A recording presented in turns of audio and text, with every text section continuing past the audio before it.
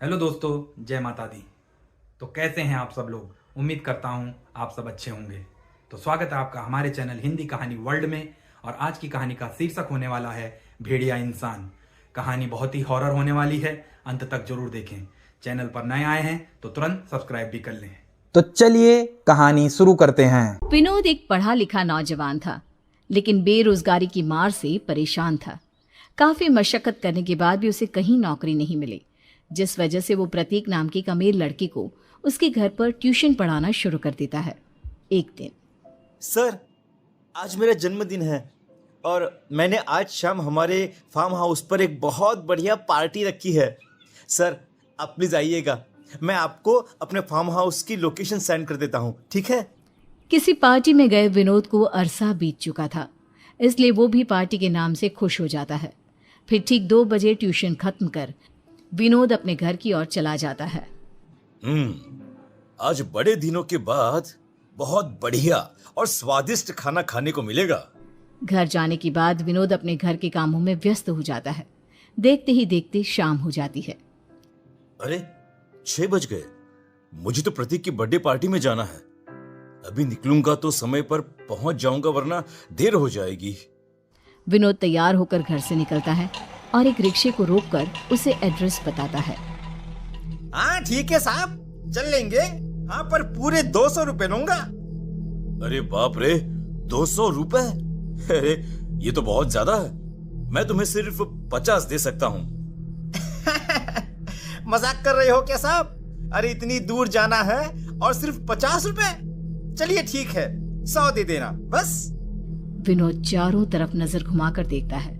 उसे दूर दूर तक कोई दूसरा रिक्शा दिखाई नहीं देता। अगर ये रिक्शा छूट गई तो क्या पता जल्दी कोई रिक्शा मिलेगी या नहीं। एक काम करता हूँ, इसी में चला जाता हूँ। विनोद रिक्शा में बैठ जाता है। ठंडी का मौसम था। जल्दबाजी में विनोद अपना जैकेट लाना भूल गया था। वो अपने हाथों को सिकुड़ कर बैठा था। तभी रिक्शा वाला एक बड़े से पेड़ के पास आकर रुक जाता है।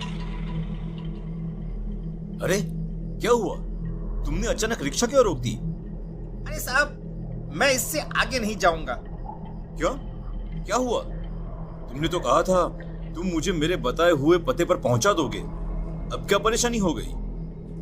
अब वो साहब, लोगों का कहना है कि सामने वाले जंगल में कुछ बुरी शक्तियां रहती हैं और वहां इंसानों को अपना शिकार बनाती है। 2 महीने पहले इसी पेड़ पर एक जवान लड़की की लाश लटकी हुई मिली थी। उसके शरीर के कई हिस्से गायब थे। मेरी तो ये सोचकर ही रूह कांप जाती है। और अब तो अंधेरा भी होने वाला है। मुझे माफ कर दीजिए साहब, मैं इससे आगे नहीं जा सकता। अरे भाई, ये तुम कैसी बातें कर रहे हो? तुम बीच सड़क पर मुझे छोड़कर चले जाओगे तो फिर मैं भला आगे कैसे जाऊंगा?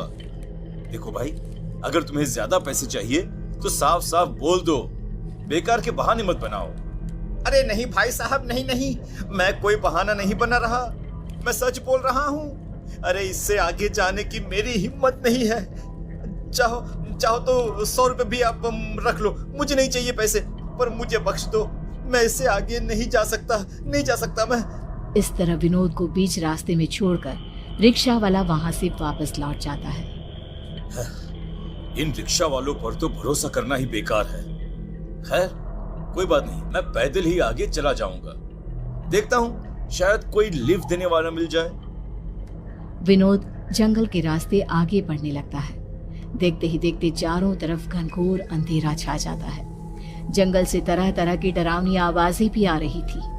उन आवाजों को सुन विनोद के दिमाग में रिक्शा वाले की कही गई बात घूमने लगती है। यहाँ पर तो चारों तरफ भयानक आवाज सुनाई दे रही है। कहीं उस रिक्शा वाले की बात सच तो नहीं? कमबख्त, यहाँ रास्ते में कोई दिखाई भी तो नहीं दे रहा जिससे मैं लिफ्ट लेकर आगे जा सकूं। इस तरह अपने आप से बात करता हुआ विनोद तेजी से अपने कदम बढ़ाने लगता है, लेकिन तभी अचानक उसका पैर एक बड़े पत्थर से टकरा जाता है, जिससे विनोद अपना संतुलन खोकर बगल में मौजूद ढलान की ओर जा गिरता है। वो झाड़ियों में लुढ़कता हुआ एक कटीले पेड़ के पास जा पहुंचता है।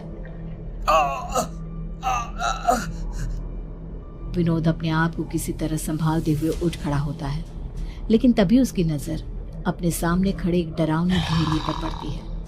उस भेड़िए की सुर्ख डरावनी लाल आंखें देखकर विनोद के हाथ पैर ठंडे पड़ जाते हैं। हे भगवान, ये सब क्या हो रहा है? अब मैं क्या करूं? क्या करूं? भेड़िया धीरे धीरे अपने कदम विनोद की ओर बढ़ाने लगता है।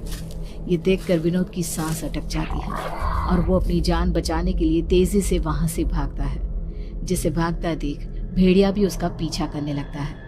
थोड़ी देर के बाद भागता हुआ विनोद अचानक एक गड्ढे में जा गिरता है। बचाओ! बचाओ! बचाओ! अब भेड़िया जैसे ही विनोद पर हमला करने के लिए उस पर लपकता है तो विनोद तुरंत बगल में पड़े पत्थर को उठाकर भेड़िए के सर पर मार देता है और भेड़िया वहां से भाग जाता है। खून से लथपथ विनोद किसी तरह चलने की कोशिश करता है, लेकिन थोड़ा आगे चलकर ही बेहोश होकर गिर जाता है। सर, अब कैसा महसूस कर रहे हैं आप? आपकी तबीयत तो ठीक है ना? शुक्र है कि मेरे फार्म हाउस के चौकीदार की नजर आप पर पड़ गई, वरना जंगल का कोई जंगली जानवर आपको मारकर खा जाता। खैर, अब आप आराम कीजिए, मैं चलता हूं सर। इतना कहकर प्रतीक वहां से चला गया। दूसरी तरफ होश में आने के बाद विनोद के मन में अजीब सी बेचैनी होने लगी, पर वो दवाई लेकर सो जाता है। अचानक आधी रात को विनोद को बहुत ज्यादा घबराहट होने लगती है और वो अपने शरीर में कुछ अजीबोगरीब बदलाव महसूस करता है। ये अचानक मुझे इतनी गर्मी क्यों लग रही है? सांस लेने में भी इतनी दिक्कत क्यों हो रही है? नर्स, अरे कोई है क्या? तभी एक नर्स तेजी से भागकर विनोद के पास आती है। क्या हुआ? क्यों शोर मचा रहे हो? देखिए मुझे बहुत घबराहट महसूस हो रही है। मेरा शरीर देखिए कितना तप रहा है, देखिए। नर्स विनोद के शरीर को छूकर देखती है। चिंता की कोई बात नहीं, ये दवाई खा लो, इसके बाद तुम्हें अच्छी नींद आएगी। नर्स ग्लास में पानी और कुछ दवाइयां विनोद को दे देती है, लेकिन वो पानी पीते ही विनोद अजीब मुंह बना लेता है और गुस्से में नर्स की ओर देखने लगता है। विनोद की आंखों का रंग बदलने लगता है। अरे ये क्या? अब विनोद के नाखून लंबे होने लगते हैं, बाल बढ़ने लगते हैं और देखते ही देखते थोड़ी ही देर में विनोद एक भेड़िए के रूप में बदल जाता है। वो नर्स का गला पकड़ लेता है। मुझे ये बकवास पानी नहीं चाहिए, मुझे खून पीना है, तेरा गर्म खून।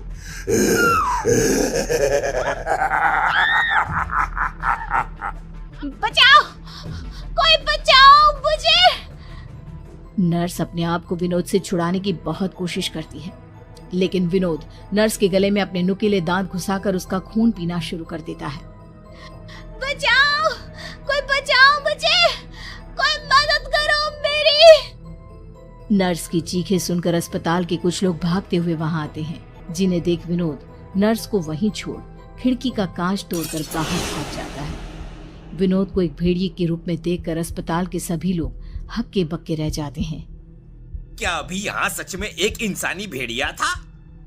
अरे कोई नर्स को उठाओ, अरे इन्हें डॉक्टर के पास ले चलो, फिर कुछ सोचते हैं, चलो जल्दी। दूसरी तरफ भेड़िया बना विनोद अंधेरी रात में शहर की सुनसान सड़कों पर यहाँ वहां भटकने लगता है। काफी देर भटकने के बाद वो एक कचरे के ढेर के पास पहुंचता है, जहां उसे एक बिल्ली दिखाई देती है। वाह, कुछ तो मिला। विनोद लपककर उस बिल्ली को पकड़कर खाने लगता है। बिल्ली को खाने के बाद विनोद उसी कचरे के ढेर के पास लेटकर टकटकी लगाए आसमान की ओर देखने लगता है और वहीं सो जाता है। अरे विनोद साहब, आप यहाँ इस हालत में कचरे के ढेर पर क्या कर रहे हैं? और आपकी ये हालत कैसे हुई? विनोद की नींद खुलती है। वह हैरानी से कैलाश को देखते हुए अपने आसपास नजर दौड़ाने लगता है। चलिए मैं आपको घर छोड़ देता हूँ। उसके बाद कैलाश विनोद को उसके घर ले जाता है। आखिर ये सब विनोद के साथ क्या हो रहा है? जंगल में उसके साथ क्या हुआ था? वो भेड़िया कैसे बन गया? अगर आप ये सब जानने के लिए इस कहानी का अगला भाग देखना चाहते हैं तो हमें कमेंट करके जरूर बताएं। तो दोस्तों, भेड़िया इंसान कहानी आपको कैसी लगी? लाइक और कमेंट करके जरूर बताएं और इसे अपने फ्रेंड्स और रिश्तेदारों के साथ शेयर भी कर दें और इस तरीके की और कहानियां देखने के लिए चैनल को सब्सक्राइब भी कर लें। मिलता हूं मैं आपसे अगली कहानी में, तब तक के लिए जय श्री कृष्ण।